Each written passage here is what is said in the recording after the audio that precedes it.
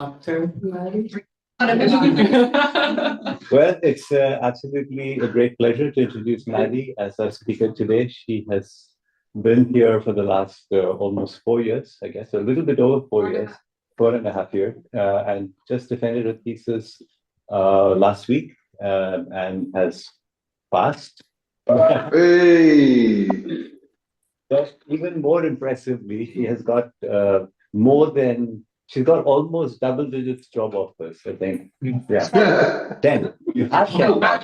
Actually, double digits. But, and after hearing that, I said, you need to tell everybody the secret, not for me, but everybody.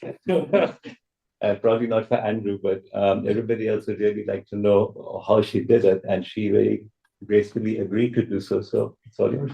Yes. Okay, great. So today I'm going to talk about how to find a job.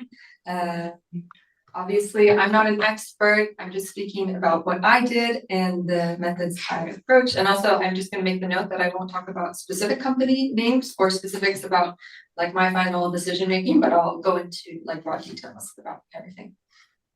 So the first step when finding a job is you have to decide what do you want and what you want to do. And I think there's a ton of information out there, and there can also be a lot of pressures. There can be peer pressure, family pressure, pressure from social media. But I think Keshav actually introduced this to me, that there are 3 big pillars that really influence what type of job you might want to get in the future. And those pillars are money, location, and role. So when you think about what you might want to do, for example, you might want to do something close to what you studied in your PhD or master's program, etc.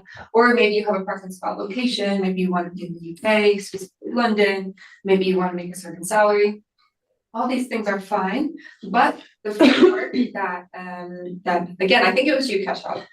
Citation. Okay, that Keshav shared that was very valuable for me at this point was that you sort of have a limited cup of votes that you can put into each of these 3 buckets. So if you feel really strongly about a location or you feel really strongly about a certain salary, then you're going to have less options on the other 2 buckets. And this doesn't mean you can't get everything that you want, but it does mean that it's good to understand what the priority is for you, and then understand that you might have to compromise in other ways. And I found this to be true in my search.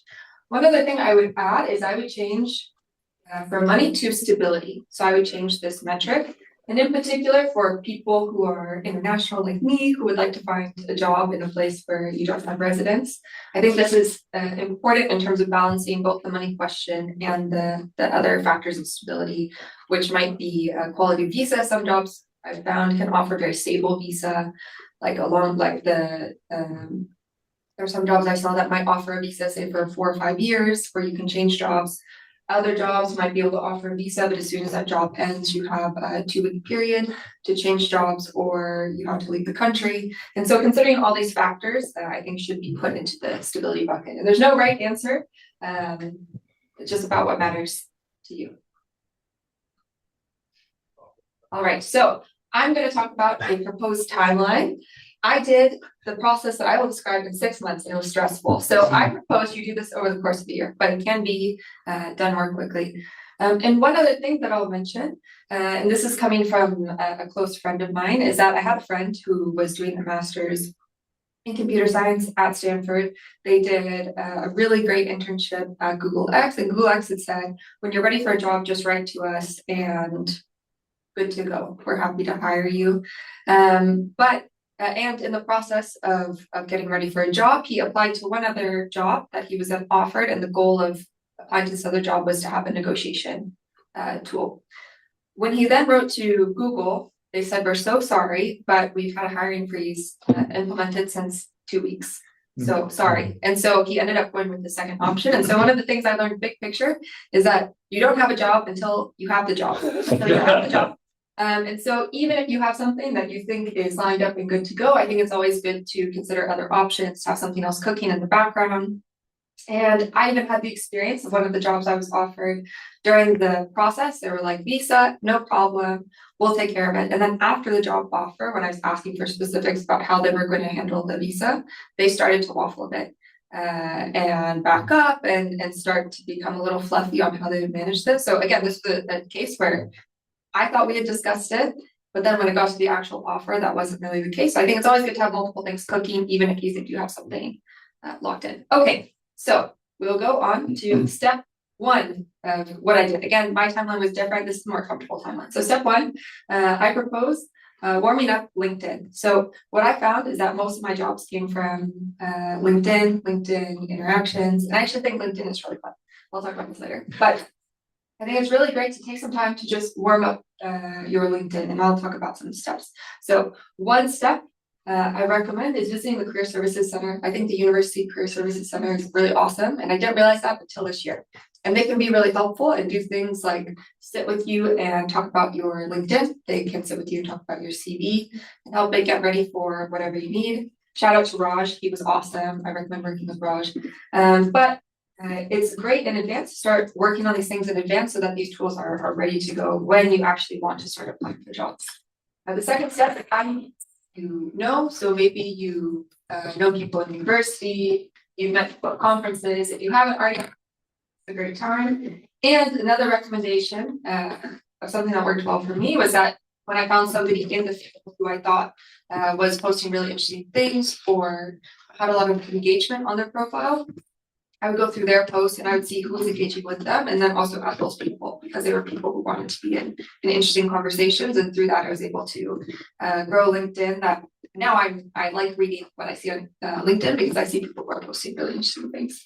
And then one final thing, which works super well for me, was that I tried to write one blog a month and post that on LinkedIn. I mean, like LinkedIn style blog, which means quite short, maybe I don't know how many characters, but it'd be maybe like three shorter paragraphs worth of content. And I'll give an example in a moment. But the idea of writing this sort of mini blog is that the LinkedIn main page sort of shows your CV with a little bit more texture than if somebody was to get a piece of paper. When you write a blog, you're able to introduce your voice, you're able to show that you have opinions, you're able to invite people to interact. Also attract people who might be interested in similar things.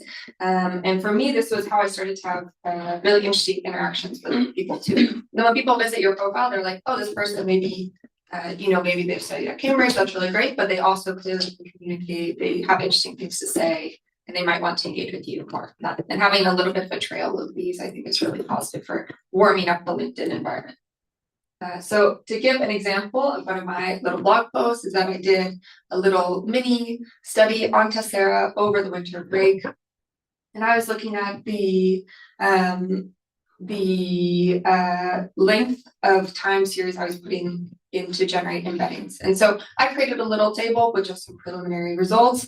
And I just described some of my thoughts, big picture on what I found, and also on the perspective that, a time series won't work or a year-long time series won't work for agriculture. For me, this is a really interesting question because so many people are asking for shorter length embeddings. And so obviously this doesn't definitively answer that question, but it's a small contribution to this conversation. It led to a lot of really interesting conversations that people reached out to me. So you can do things like this, a little tiny piece of your work. I also made a nice visual once describing geofoundation models and how they sort information into the multidimensional space. You can write anything that really interests you. And one advice that I got in the process was don't write for a general audience, write for the people who you want to engage with. So maybe you want to write something super technical. That's awesome. Maybe 10 people will like your post or will send you a message to engage with it. It doesn't matter as long as you're engaging with the people who you want to be talking to. So anyway, that's part one. Now we go on to the next step. So this is the early warm-up phase. So then I recommend about 6 months out, beginning your job research. So like I talked about, I think it's really good to decide in advance how you want to balance the question of stability, the topic of your job, and the location of your job. So once you have that in mind, then about 6 months out, I think it's good to start actually doing the research to identify actual places that you might want to be.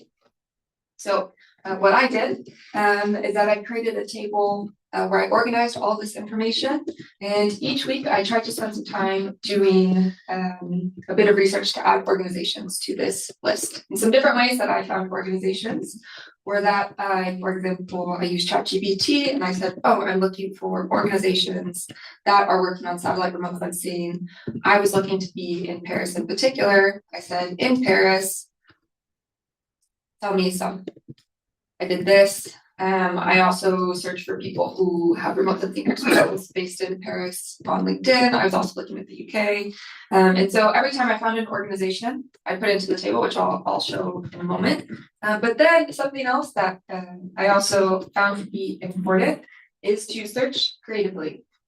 What I mean by this is that maybe there's a large organization that you wouldn't associate as doing work that you'd be interested in, but actually has a department. So for example, back when I was at Stanford, I remember having a conversation with somebody in the sustainability field. And at the time, there was a lot of negative press, for example, about Unilever, which is a major product and commodities umbrella organization. At the time, there was not great news about some of the things that they were doing related to sustainability. And so automatically, somebody in sustainability, or at least I thought, oh, what job would be a good fit at Unilever if they're not known for sustainability? But I actually had a peer who ended up working at Unilever in their sustainability department. And what they described to me is that for them, having a huge sort of dial, and if in their career they could move that dial by 0.5% for this huge dial, this huge organization, for them that was equally or more fulfilling than having a smaller dial, say of a smaller organization with less impact, and moving that by 10%. So I think this is important to consider. Maybe there are roles you want in an organization that you wouldn't immediately associate with the thing that you want to do. And there are tons of additional opportunities if you start to look into these other departments, but it just takes a bit more research to do that. And you can talk to people about this. So here's an example of my table. And I've obscured the identifying information in this table, but my table was very long. So some of the categories I had, so I had tier. So if there's an organization I'm super interested in, I put it first tier. If there's one that I was like, oh, it could be an interesting fit, but maybe it's not exactly what I want, then it'd be tier 2 or 3. Name the company, then I make a description of what they focused on. I might put like their size, or for some other organization, I describe why I was interested at the time, or what about that organization I thought like, oh, this would be a great fit for me. And then my status. So for example, if I'd already contacted somebody, if I was like had some traction at the company, I would then document it here so that I understood what had already happened. It's really easy to lose track of all these things.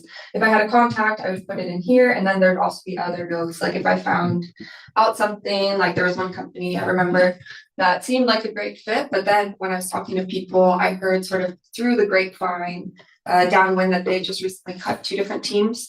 And so knowing that was like a good indicator that probably they're not going to be hiring soon, even if there's no other indication that they might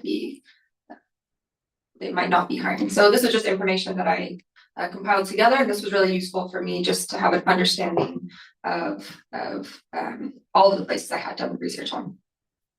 Okay, so that's 6 months out. I recommend just spending some time every week. Like I said, you could spend maybe like 2 to 3 hours a week just doing research, building your table, understanding the ranking. That's what I did. And then 4 months out is when I suggest starting to do more targeted research. So the first phase of warming up your LinkedIn, that's the time to start building sort of the base network of just people that you know. Then this 4 months out is when I recommend really starting reaching out to these particular companies. And what I personally found is that I started doing my research, or I started doing my reach out about 6 months before I wanted to have a job. So I was thinking like, oh, maybe my timeline to have a job is January. And so I started doing a lot of research in like June, July of this past year. And in many cases, when I was doing that research, I have really interesting conversations, and I'll talk about this in a moment, but I have really interesting conversations, and they say, oh, we're hiring for a role now that you would be a great fit for, or we have a role coming up, would you be interested? But they were looking to hire someone within like 3 months or max 4 months. And so I felt like I had a lot of momentum, but the timing was wrong, which is why I recommend delaying this maybe closer to when you really want to land the job or have that job. So I will now talk about the process here. So what I recommend and what I was trying to do, I think that a day is a little bit too much, I think, but I would go through my list, starting with my highest ranked companies, and I try and reach out to people at a few of those companies a day. I was on an accelerated timeline. You can not do this every day. And so what I would do is if it was a large company, I might go to that company's LinkedIn. I would look at the people on that company. I find the people and the roles closest to what I was doing or who might be managing somebody in my role. So I'd look for like data scientist, data analyst, find like data science product manager, data science manager, research manager, these sorts of roles. And if it was a big organization, I would send messages to maybe 10 people. If it was a small one, I would maybe send messages to 5 people. And I'll talk about what those messages look like, but usually the response rate would be maybe 1 in 5 to 1 in 10 I would get a response from. And so if I don't think it's good to only reach out to one person at a company, I think it's good to spread the net wide, and it never hurts to talk to 2 or 3 people at a company either, just to understand more about it. This is true for other organizations as well. And also if you went to a university, there are also often university networking groups. So maybe like a registry, and I looked up people who were living in, for example, Paris and London, and I reached out from the Stanford network and I said, oh, do you know anybody in this field? Do you have any insights on the job search market? And this can also be really helpful too. And then also schedule and follow-up calls promptly with anybody who you reach out to, who agrees to, but I'll come back to this in a moment. Okay, so a quick note on reach out, and I'm speaking about reach out from the perspective that I've recently been the person doing most of the reach out, but especially when I was working at the Rockefeller Foundation, I received a lot of reach out of people basically saying, can I have a job? Can you give me a job? Can you connect me to a job? And so I think this is an important area to talk about. Again, this is just based on my own preferences and opinion and my own cultural biases, but this is what I think personally. So I want to take a step back and to imagine a different scenario where instead of looking for a job, we're looking for a life partner, which is also something that we spend a lot of time thinking about. And I want us to imagine that you recently met somebody who you think could potentially be a good fit. Maybe it's on like a dating app, you met them at an event. Okay, so we have this person, and imagine you send them this message. If my screen changes. Hello, you seem interesting. Do you want to marry me? In my opinion, this is a bit forward. This is,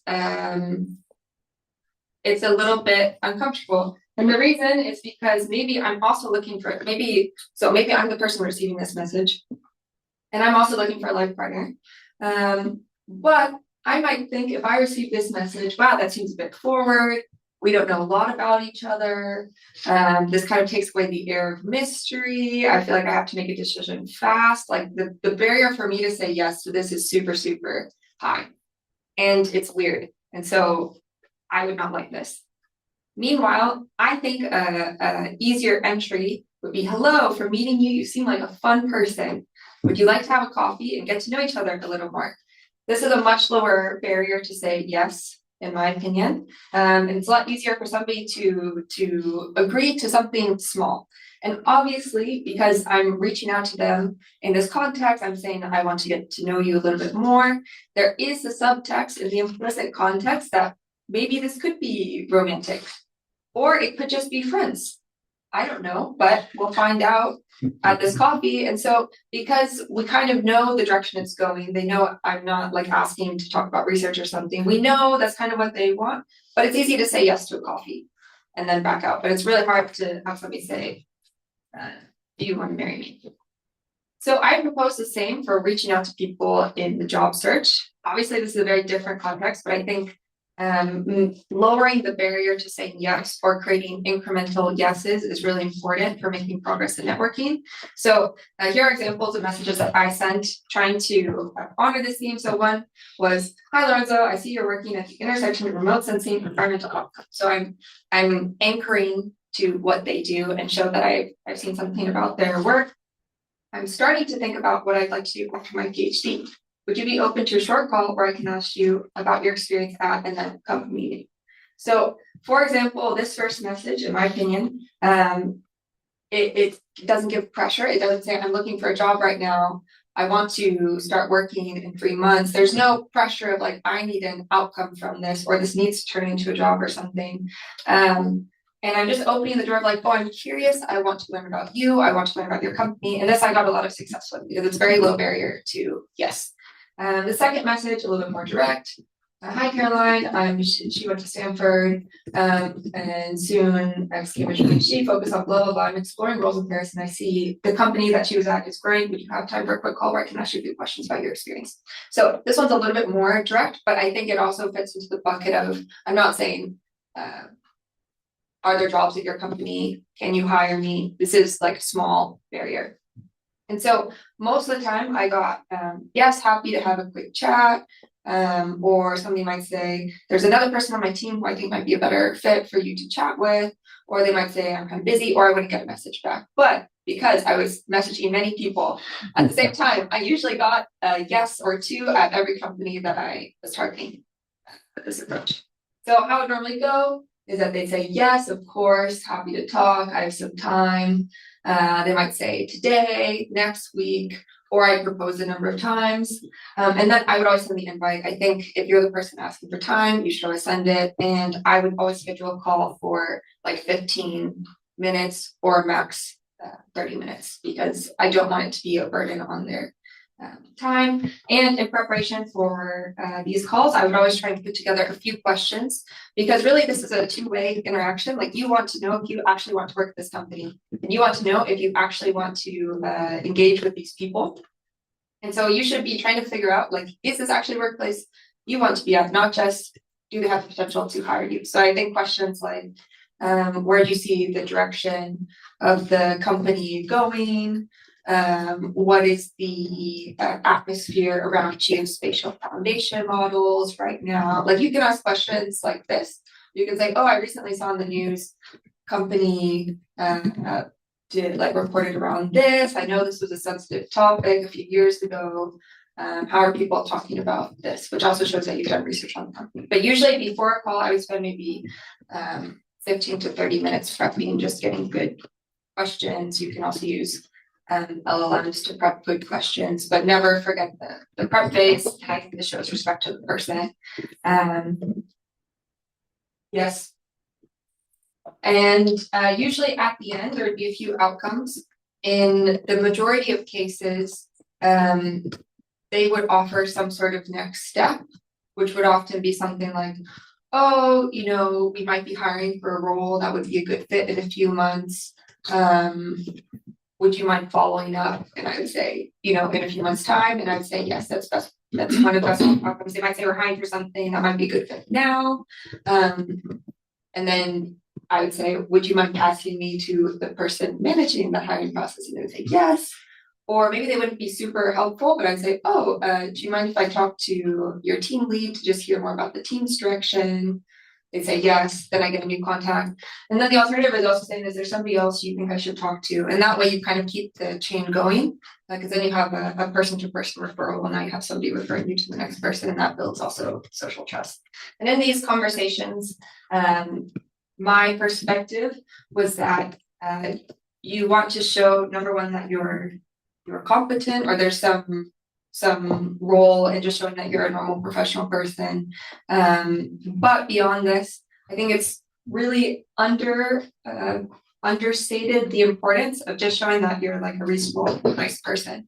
Because most people, they're happy to work with brilliant people, and there are lots of brilliant people, but they would probably choose to work with a nice person who's reasonably competent than a brilliant person who's a real pain to work with. So just them having a first interaction and being like, oh, I could work with this person, I think goes a really long way in terms of getting a foot in the door.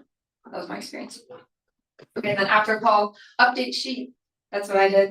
And then I identify next steps. So whatever we talked about, I then follow up on, and then I send a thank you message. So just a few opinions of mine. So number one, I think LinkedIn is fun. I've learned a lot from LinkedIn. I think people post really interesting things. It's not just about networking, and has now become one of my social media of choice, which I never thought I'd say. And I think that's the marker of being an adult. Okay. Number two, what I was kind of referring to is like a million. Of the humble brag. Yeah. But there is also interesting things. I think it's like I mentioned, I think people care about number one, what do you know? Like, are you reasonably smart? Number two, how are you as a person? Like, are you a reasonably nice person? Would somebody want to work with you? And number three, to an extent, who you know. So they kind of want to understand, like, what is your network? If you know a lot of people in the space, that could also have an impact on goes. Always investing in the network are long term. So even if the job doesn't move forward now, you've had this face-to-face interaction with somebody, and that will probably always pay back, because I don't think these communities are that big on a global scale. At least that's what I found. And I found a lot of really cool opportunities outside of jobs, like invitations to talk at events or to go to different things, just because of the networking I did, and that's been awesome. Coming out. And then somebody once told me people quit their bosses, not their jobs. And this comes back to people want to know that you're a nice enough person that it's not going to be a big drama in the workplace. And also when you talk to people, it's a good chance to check, like, does it seem like management is nice? Like, would I want to work with this person? Because that's also it's a two-way street. So I think this is really important to check. And I'm missing a close quotation here. Okay. So now we're 2 months out, and we've been having lots of calls. I did a lot of calls, but I'll talk about my some personal statistics later. So now we're 2 months out. We've been doing a lot of these calls, these reach out things. And so this is when you take all the momentum you've built and you now use it to do job applications. So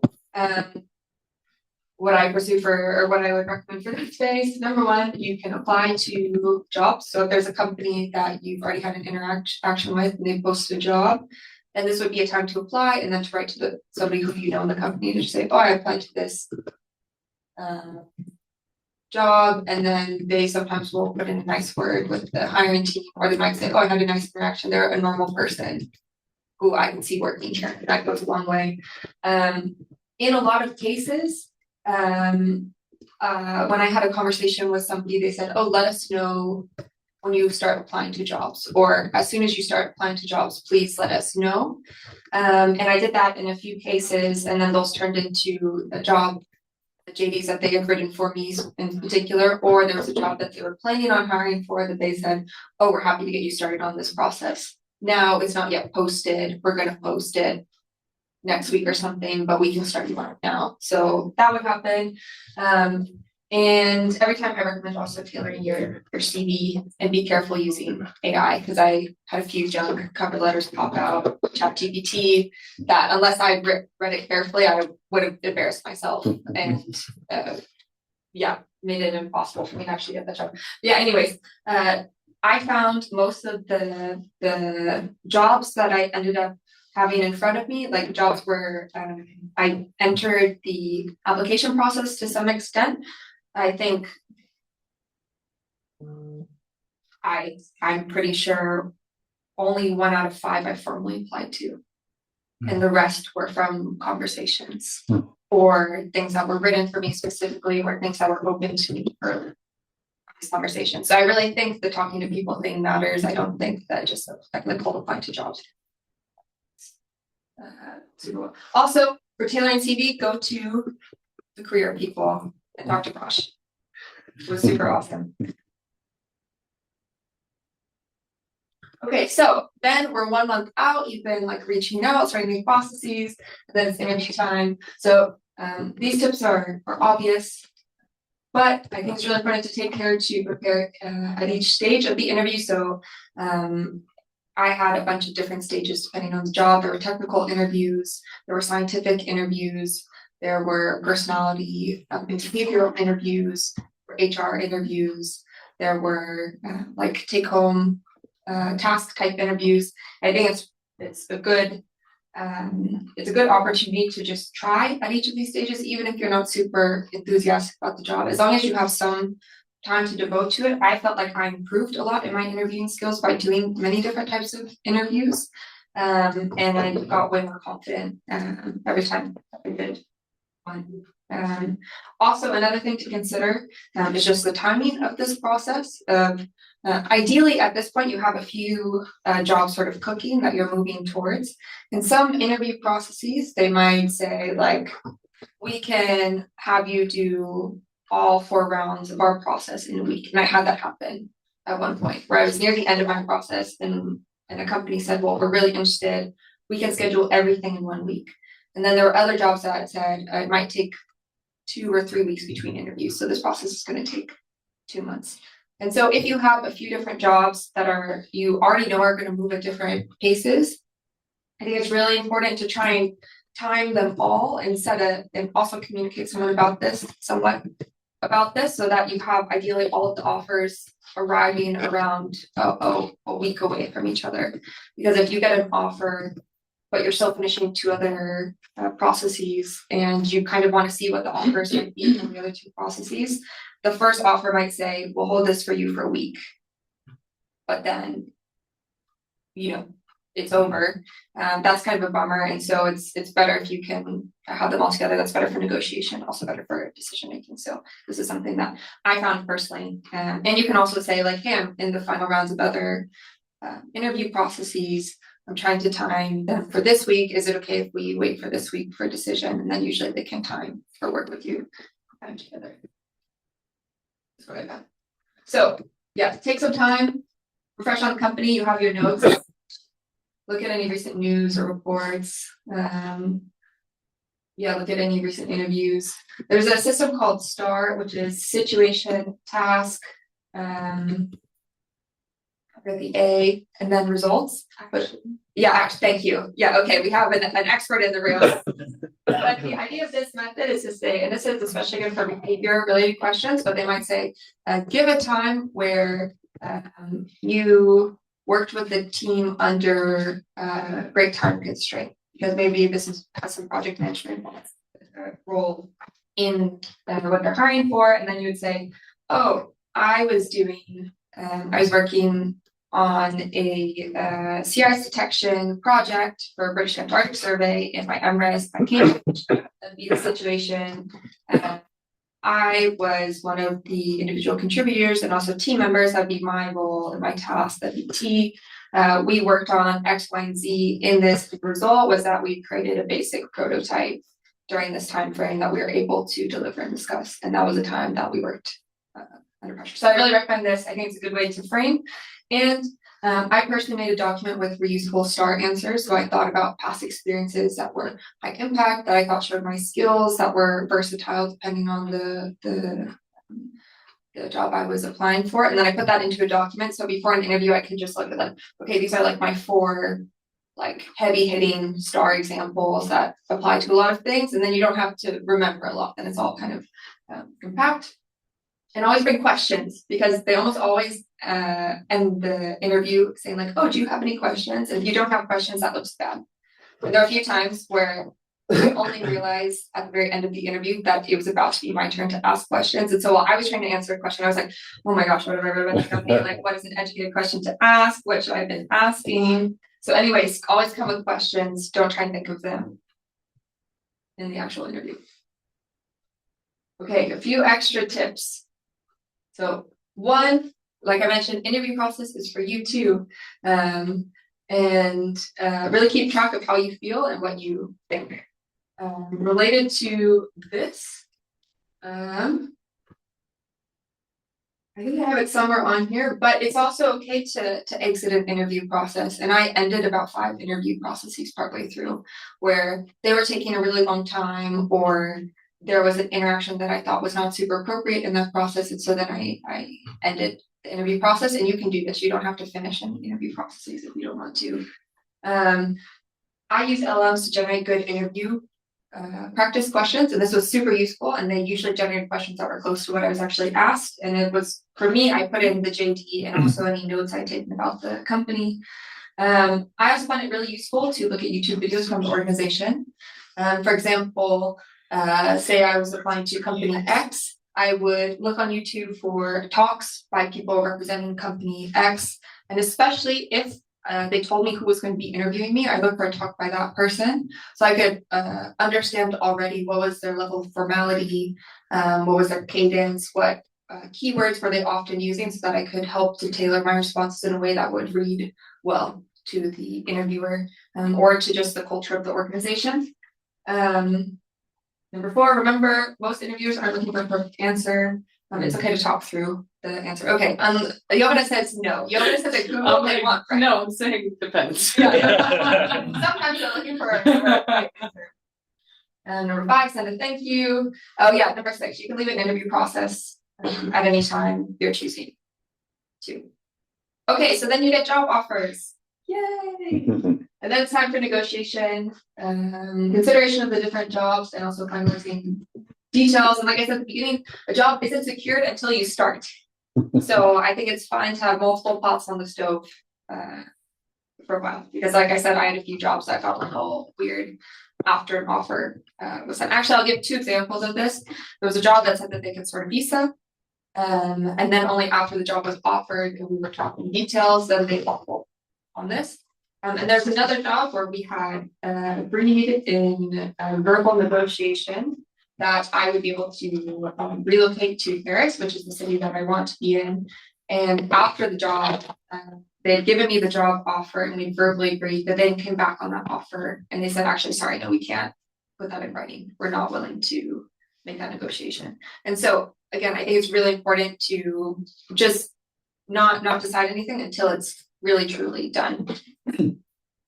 So, like I said, consider each job opportunity against the values that you identified earlier. Also, considering the experience of the interviews, like maybe you had a really positive experience somewhere, you thought the people were interesting, they'd be good colleagues, the take-home task was something that you enjoyed, then this might be favorable for an organization.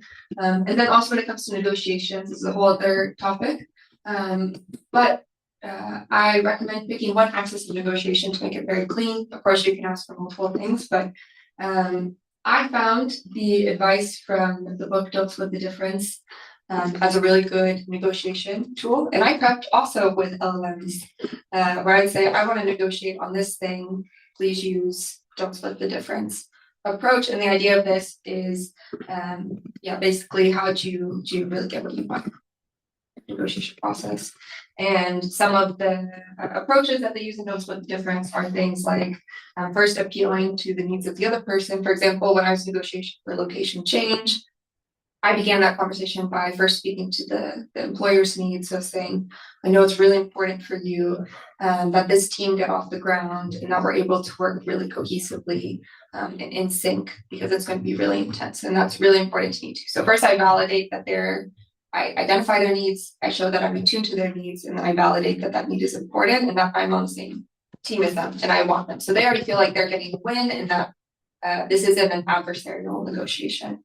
And then I would say for like X, Y, and Z reason, it's really important for me to be located in this place. And if I'm located here, that will let me focus on my work rather on these other tools because I want to be on the same team as you, blah, blah, blah. So anyways, I recommend Don't Split the Difference, prep with ChatGPT. My recommendation. So here are my numbers. So I probably sent over 200 messages, probably closer to 300, or had some other interaction with people at the conferences. I probably had 50 call-up calls and meetings, and I prep for all of those. So that represents at least 50 hours of time spent. Bars are not the right scale. I'm sorry. No, I know. Well, this was also thinner for the record. Oh, yeah, exactly. So it's closer to Aries. Yeah, exactly. So I actually think it's not completely inaccurate. Then I had probably about 20 jobs that were discussed or proposed, or maybe they come back with the JT. That's really impressive. That was not bad. Yeah, it was really good. But I didn't, for example, some of these I didn't enter the interview process of, or they'd propose something. And then I'd say, because I already had other things going, I'd say, I don't think this is a great fit for me right now. Maybe location was wrong. And I knew the salary would be quite low. And so I'd say, okay, I have other things. But for about 15 of these, I did enter the interview process for. And then I ended up leaving the interview process of about 5 for different reasons at different stages. Some of them were just happening too late. Some of them, it wasn't a great job fit and I already had better job fits. And then by the time they asked me to do a larger take-home task, I was like, I need to finish my PhD. I don't have time to do this big coding thing on the weekend. This job is a priority. And so then I would say, I'm sorry, I'm not going to continue. And I was left it on a good note. So I don't think I was closing in doors by doing that. And then in the end, I got about 10 job offers. from this. Not all of them were timed at the same time. They kind of happened over like a 3-month period. And then when I was deciding finally between a job, I made a decision chart. I clearly like tools and I'm an overthinker. I think this is one of the takeaways. So for this chart, I wrote down a bunch of my values. For example, I want to be at peace. I'm interested in holistic growth, etc. And then I would weight how important that value was to me. Then I would rank the job or rate the job. Then I would multiply the weighting against the job scaled. And then I would accumulate. Sum up. That's exactly what I did, by the way. Perfect. That's why I was your student. Okay. And so what I found really useful about this was that there were times when I was like trying to decide between these two different jobs that I was looking at, and I would make these ratings. And with this tool, for example, I could think, oh, maybe the worst case scenario.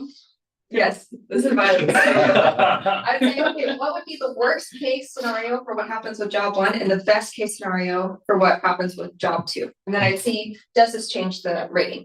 What if both are best case? What if both are worst case? And then that helped me feel more robust about my decision making, because then it wasn't. I like it's almost like you have error bars on each of the jobs. And obviously all of the values are subjective and some overlap, and that doesn't matter. I think it's more a reflection, because you can obviously change it to look totally different if you put a different value. If you really know which job you want to, then Then it comes out. adjust the weighting so that it wins. I have heard the power. That tells you something too. Yes, that logic usually follows our gut instinct, and so we can logic out, and then you see on paper what you actually want based on how you logic. No, that doesn't seem right. Yeah, Change the question. yeah, exactly. We need to downweight this thing. Yeah, exactly. So, but I use this tool and I thought it was really helpful in that case.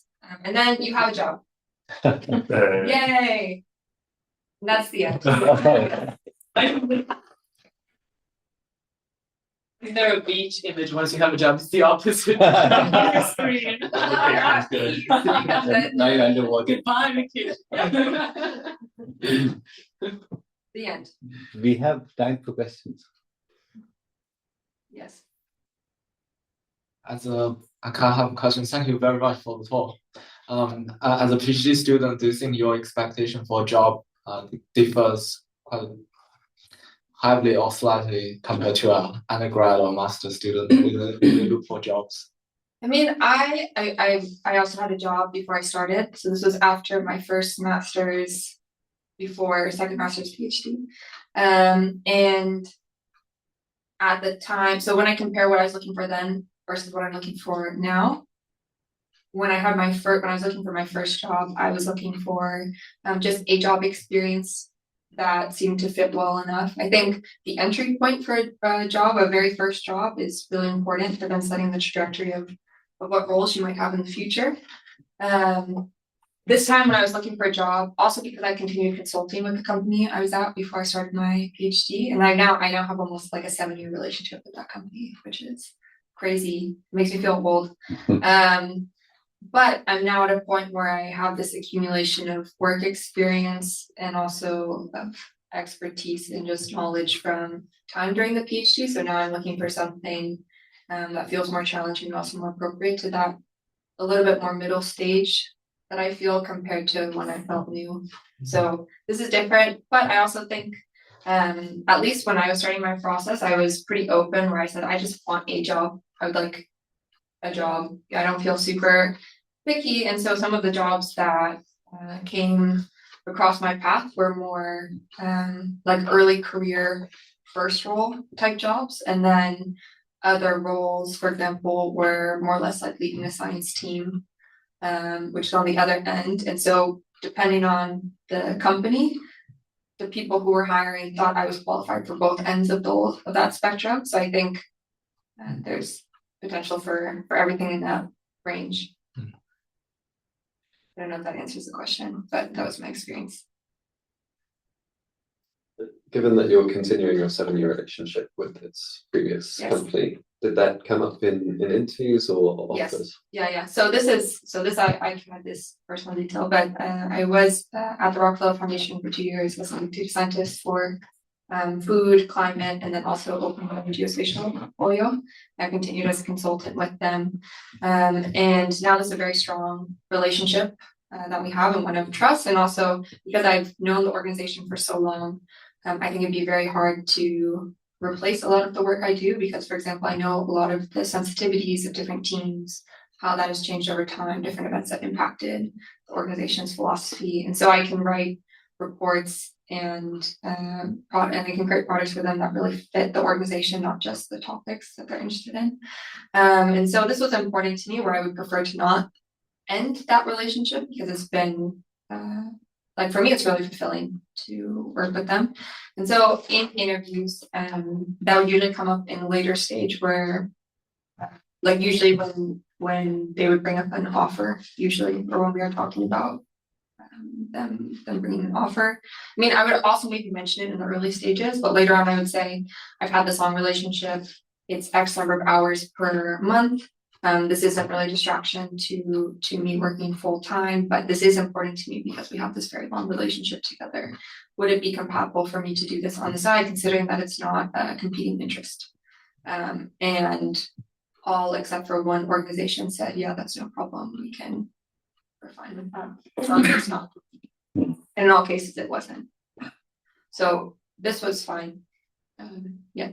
But I think if it was competing, especially a company, then I think they'd be like, no way. Yes. Yes, Yovana. Thank you so much. This is great because I don't think I've ever done anything at this scale or use like I think this is what I would try to do next time. So thank you for this. I wrote down so many notes. I think this is actually how people should approach it. But I did want to ask, how much did you prep for like tech or like technical interviews? Yeah. Because for the bubble that where I come from, basically we did none of this. And then we would just prep 3 to 6 months for a technical interview. Yeah. Like you study and you do a lot of practice. And then you just reach out to a bunch of people you know in the companies, but because in tech companies, just so that they can refer you. Yes. And then once you're in the interview, it's all about completing a technical interview. And if you pass, you're in. Yeah. So it's very like different Yes.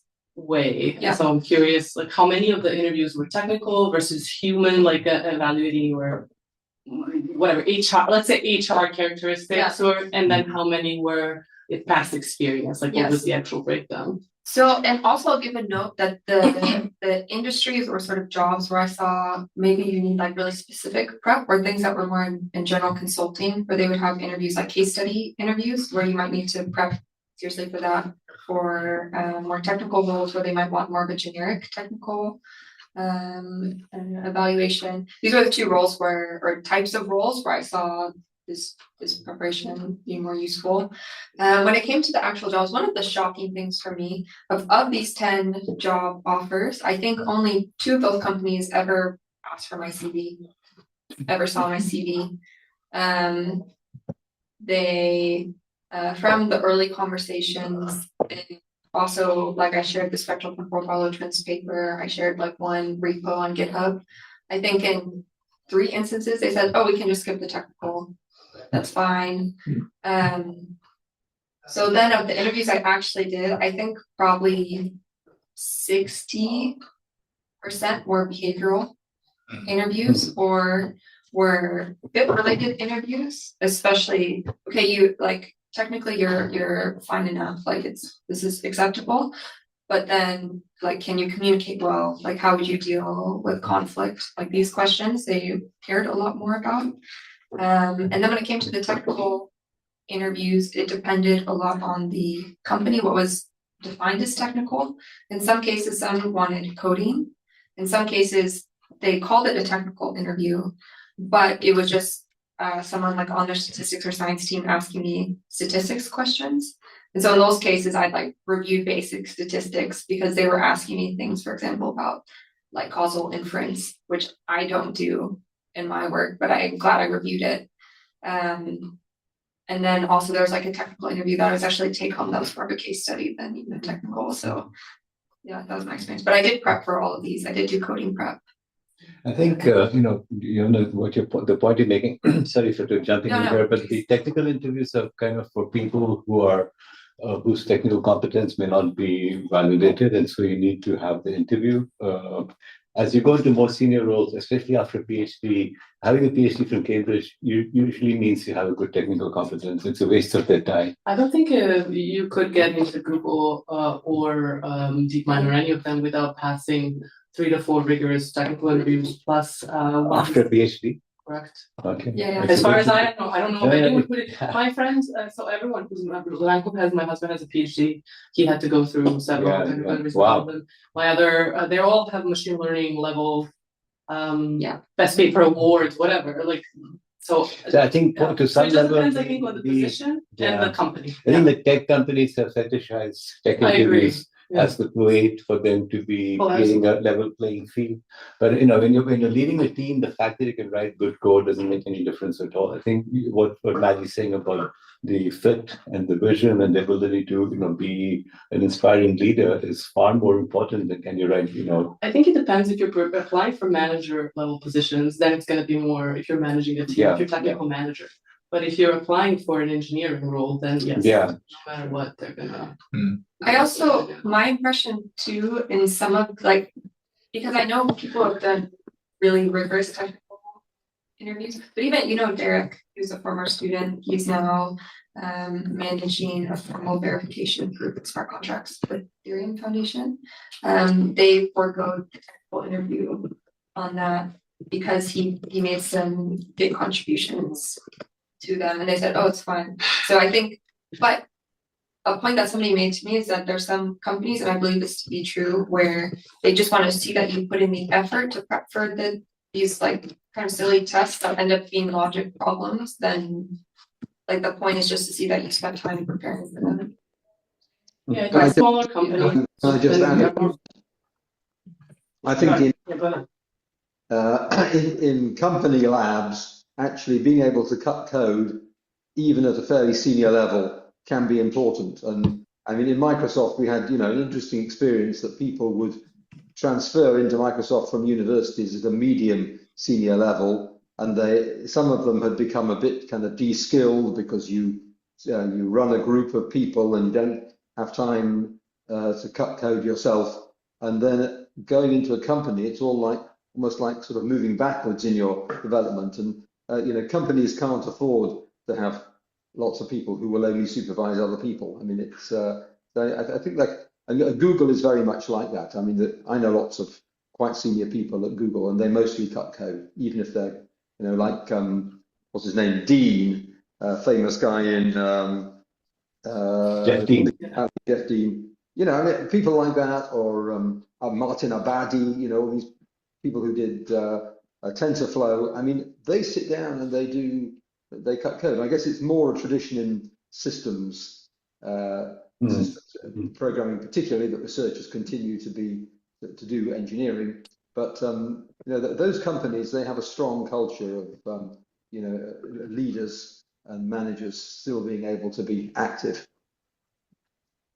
I think it depends on what job, what industry. Yeah. Oh, sure. Absolutely. Okay. Any other questions for Matthew? Well, perhaps just one more. Yeah. Sorry, James. Yes, fantastic talk.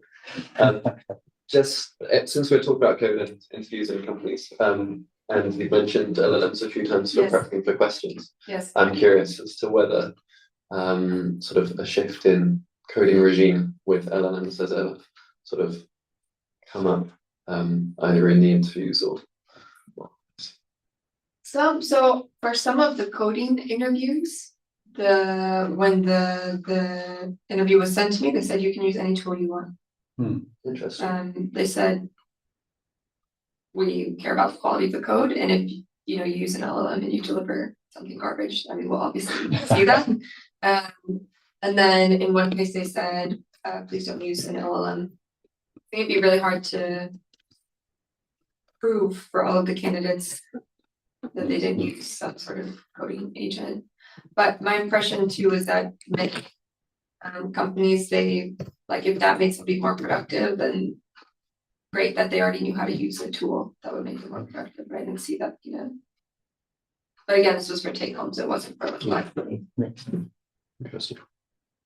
Okay, so I think maybe I can one more comment. I think the talk was really very well done. So thank you very much. But what I also felt was that everything you said is intuitively right, but what you had was the system and the discipline, right? So we all have intuition or gut feeling, common sense, but to go from that to systematizing it and then to act on so many blog posts per week and so many contacts and managing all of them, having the spreadsheet of what you're going to, what the tracking everything is basically, what you do for research. In some sense, you're approaching this as a research project, as you would approach your research question that you're going to work on. What's your question? What is the path you're going to take to it? And systematizing intuition and then going from system to discipline to maintaining it is really what we're trying to teach you. So I'm very glad to see you. It works. And approach your job as a research project. And apply the skills that you would use in doing your research. And I think that that to me is and I can add one more footnote to that, which is approach a career as a research project. What happens when you use the research skills not to do research but to think about what worked. And there's a wonderful book called How to Solve It, like I called Polya. And Polya wrote this, it was a very small book, about 50 pages long, How to Solve It. It says, when you solve a problem, think about what is the path you took to solve it and why did it succeed and why did it not succeed? What did you do differently next time? So if you treat your life as a research project, you become far more effective because you're not stumbling into things, you're actually planning it and doing it the way you would do your research. Why should your research be different from your life? So that is, to me, the biggest thing. So, anyway, thanks a lot. Nice. Thank you. Great, let me stop the recording here and